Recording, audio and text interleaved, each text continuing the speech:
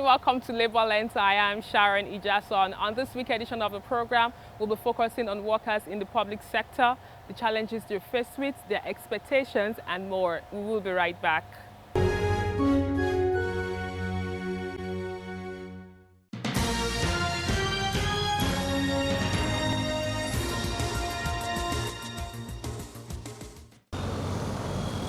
The 30,000 naira minimum wage had long been implemented in Kwara State, but was restricted to only levels 1 to 6 civil servants.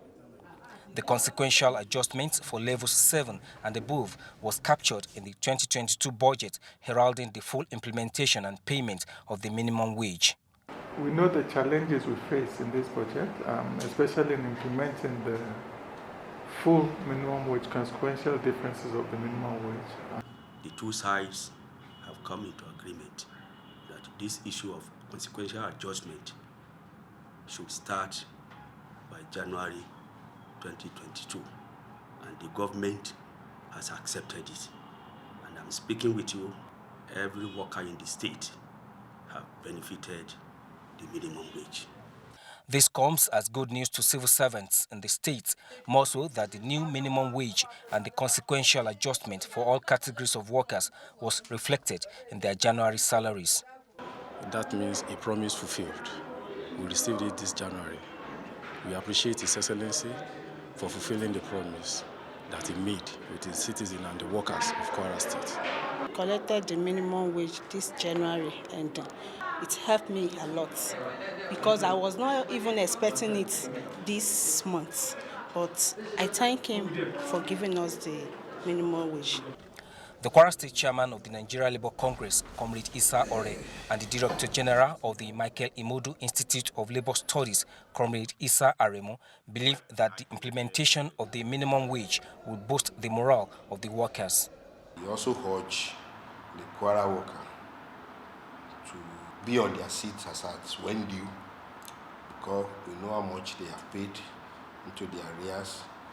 So a few of these, they should be upright. At the Kwara State level, at the federal level,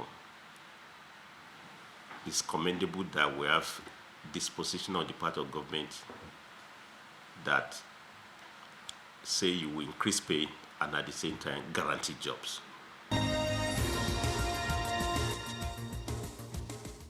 Most Nigerian teachers are yet to benefit from the promises made by the federal government. Every year, they remind the authorities about upgrading their welfare allowances, yet matters never seem to improve.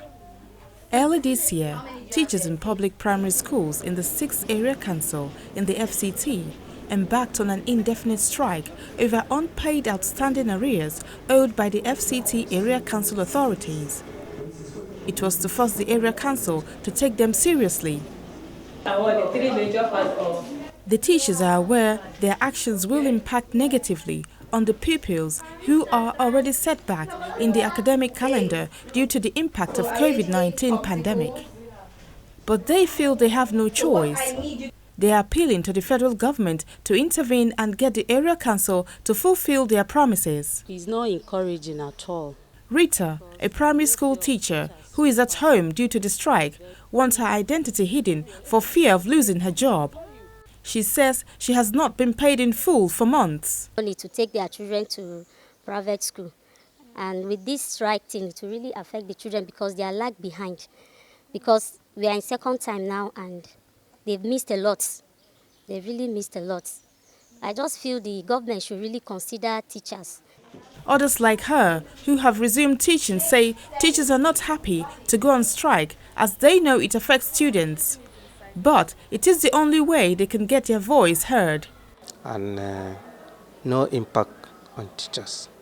Because what we went for the strikes couldn't pay up to now. Even salary, today is 9. No January salary up to now, no news. So we are not happy. Isaac Nicholas, a 10-year-old primary 5 student, says he is excited that he's back in school because he was bored at home. Feeling sad, like I was just at home, I was not doing anything. The Nigerian Labour Congress and Nigerian Union of Teachers at their 4th National Solemn Assembly decided to come together to ensure that teachers are paid in full this year. They want teachers to get their just rewards here on earth. Nigerian workers and masses are continuously being exploited. Government has a responsibility to protect all of us from those cabals. Just proportional salary structure will come to effect this year, going by the promise of the federal government during the 2021 World Teachers' Day. Public primary schools called off their strikes because the authorities involved promised to pay teachers their salaries. But here in this primary school, we are told the salaries are yet to be paid, and they want the federal government to do something about it. This is where the government is supposed to put mechanisms in place so that they can avert this, and especially this kind of embarrassment. This is not the first time the government has been embarrassed in this way. Remember the job scam back then when Goodluck Jonathan was the president. You know, those who paid 1,000 and they couldn't get jobs. Now this is somebody who has done a job for 30 days and is not being paid. And when once you collect money from people, you don't give them jobs, is a very serious thing. There's no country in the world can allow that. The government can encourage having hubs whereby people can be employed. Industries, what happened to our industries? They can bring out industries whereby so many youths can be employed there, no matter how small the industry is. I used to tell people, I say, why can't the government be involved in even producing water and employing people, and then we have sachet water being sold at a cheaper rate, and you are employing people because you are making money from that. You will be able to pay for it, not the one that you give services, and at the end of it, so many people will be in the civil service, they will be in ministries. The only thing they do every morning is to open file, and they are not doing anything. So government can help in trying to see how they can curb this and reduce the embarrassment that they are causing themselves. What I think is that it will be a national disgrace if this is obtainable and this is happening and it's not curtailed. Basically, I thought the federal government should do something about it. How can somebody be working for months or years and without being paid? No, I just think this is a national disgrace. It's a national disgrace because, okay, look at, the presidential programs on employment. People that are supposed to receive 30,000 were not paid, and they've not been paid for almost 6 months. So also other programs like that in states. I think something should be done about it because, look, the costs of things in the country, they are skyrocketing. Even the money that these people are entitled to cannot even feed them for a week. Talk less of saying 4 weeks or a month.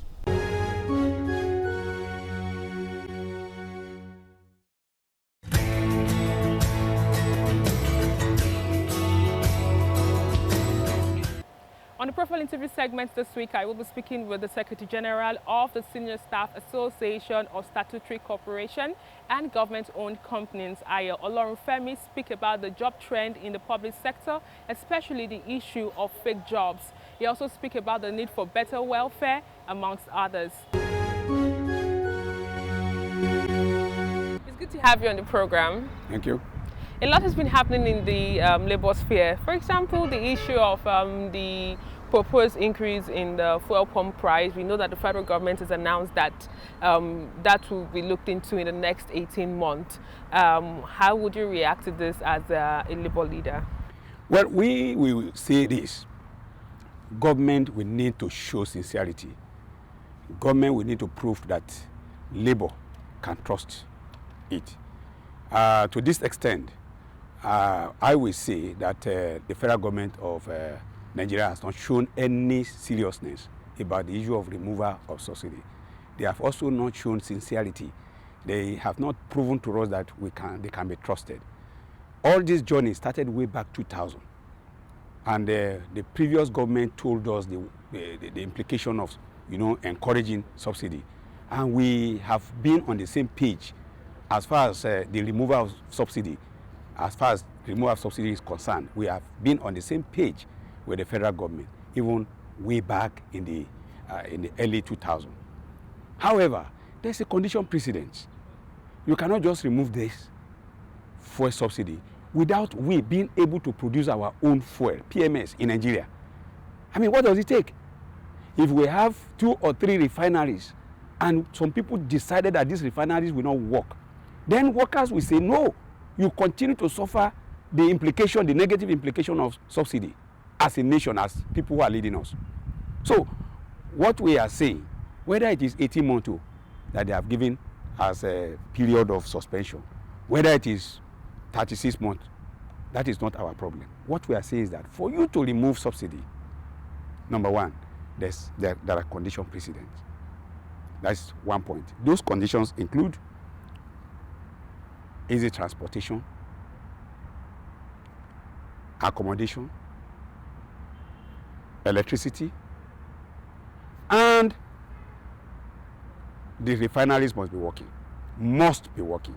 Whichever way they want to look at it, whether to privatize it, whether to make government to run it, the refineries must be working. We don't have business importing PMS in this country. Okay, so very quickly, aside the fact that we have the 18-month window for this conversation to begin again, it still doesn't throw away the fact that workers have not been able to enjoy life like they should in quotes, because we've been experiencing a lot of inflation, and there's every possibility that there will be an increase in value-added tax anytime from now.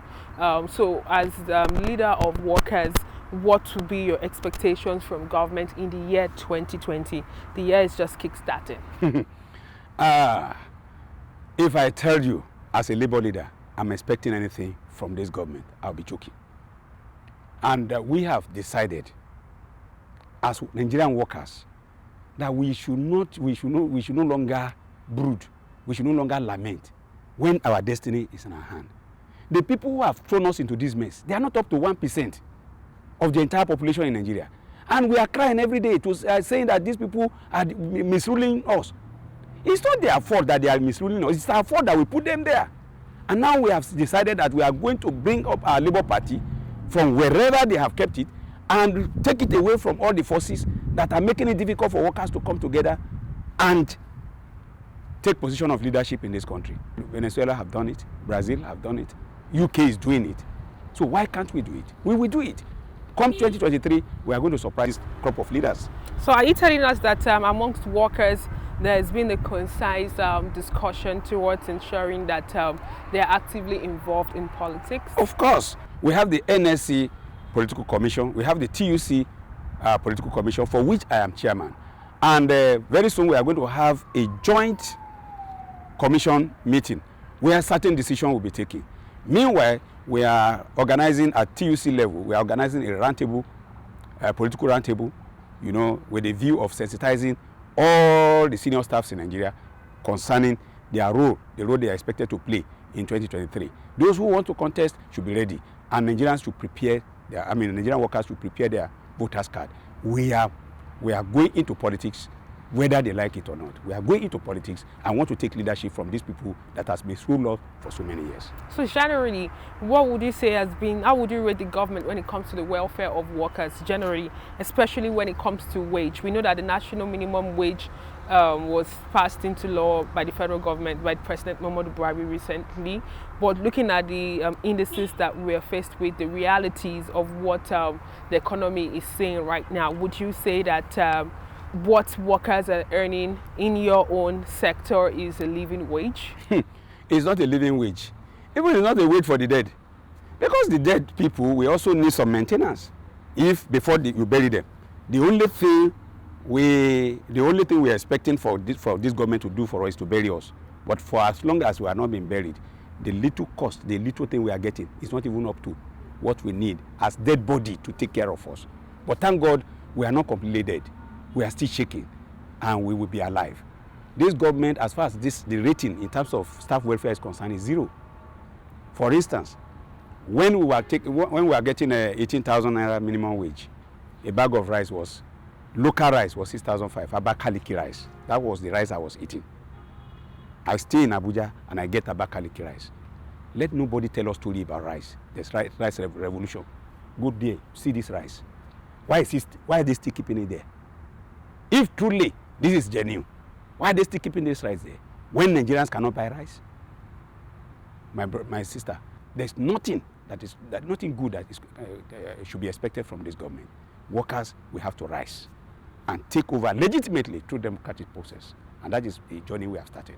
You've been insistent about political process. It's less than a year to the general elections. Yeah. Do you think there's a concrete plan to ensure that workers are truly involved? As long as workers are organized, NSC is ready for this, TUC is ready for this, the two labor centers are ready for this, and Nigerian workers are fully organized in their various affiliates. Okay? So it's about giving instruction and telling them what to do, and everything will begin to work. We should stop lamenting. We cannot continue. Consequent adjustment in that arise from the last minimum wage, has it been fully implemented at the federal level? Most of them have not even implemented. Okay, federal government has, of course, implemented. Of course, you know that it amounts to nothing. In fact, it's like minus to us. Okay, but even at that, most state governments are yet to pay. You can see Kogi State. They are warming up. I will join them. By the grace of God, we'll join them in that action. That is Kogi State. Not to talk of many others that are yet to implement. And yet, we'll be flowing about with Agbada, living a life of a flamboyant life as governors, as deputy governors, as speakers. No. It's sad. But we don't want to lament again. We want to take our destiny right in our hands. So casualization of workers, outsourcing of workers is the order of the day. And there's been a lot of employment that has been ongoing at the federal government level here.